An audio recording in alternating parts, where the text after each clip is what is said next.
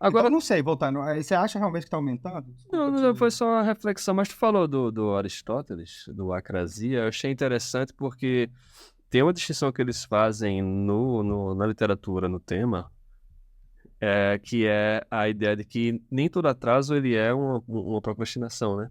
Então você tem atrasos planejados que inclusive são benéficos, né? Então a questão de planejar e saber atrasar algumas vezes é interessante, se você consegue colocar no meio do processo algo que seja importante, mais imediato, e que você não sofra com isso. Eu acho que Aristóteles não estava sofrendo não na acrasia, ele falava tipo assim, olha, existe a questão do atraso e ele percebe o imediatismo humano, mas ele fala, pelo menos assim, a visão que eu tenho que você disse agora, pela sua fala, que o ócio seria algo interessante, né? Seria uma... Isso, imagino que nisso. Não sofrer. Muitas opções, mas as pessoas lutavam com o fato de não conseguir realizar tarefas que elas designaram para elas mesmas como importantes ou que alguém delegou para você de alguma forma. Não é novo na história da humanidade. Eu estava trazendo esse ponto só para a gente pensar, mas talvez é isso. A gente tenha hoje muito mais armadilhas de prazer imediato do que tinha no passado, talvez. Eu acho que além disso, é muito mais demanda, né? Por exemplo, hoje você tem que acompanhar, você tem que estar em dia. Como assim você não sabe o que está acontecendo na temporada de Casamento às Cegas? Como assim você não sabe isso?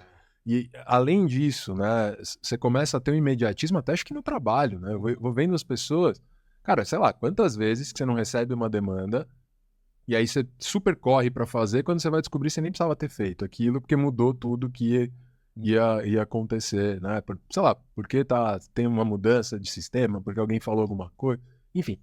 E aí você vai descobrindo que tem um monte de coisa, na verdade, que nem precisaria ser feita. É verdade. Eu tava com esse problema de procrastinação por causa do Twitter, cara, que eu achava muito legal o Twitter. Porque você começa a saber de fofocas do mundo inteiro, né? Aí o Elon Musk comprou e aí já...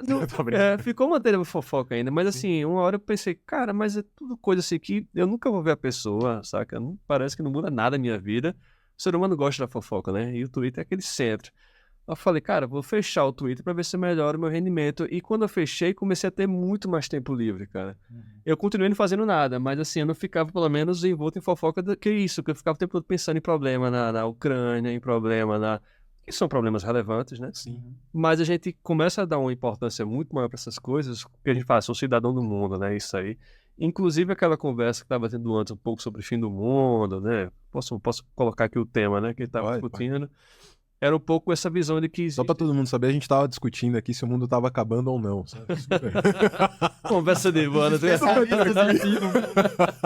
Isso é conversa boa. Profetas do Apocalipse. Conversa tranquila, né? De esquenta aqui.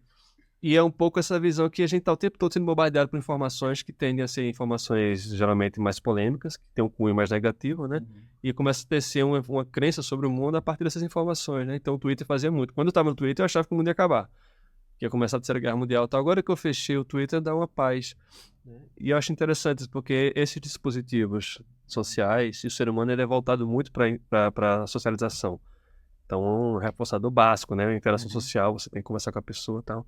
A pessoa posta uma foto no Instagram, tá o tempo todo tem que ficar olhando se tem like ou não, né? Então, eu acho que isso tem causado um pouco essa forma de distração mais imediata. Isso eu concordo. É muito mais... E aí, assim, se você vai dar um valor para uma coisa que é fazer uma tarefa, que é um valor que você aprende a dar um valor a essa, fazer uma tarefa de matemática, por exemplo, a criança. Hoje em dia, eu acho massa matemática e química. Né?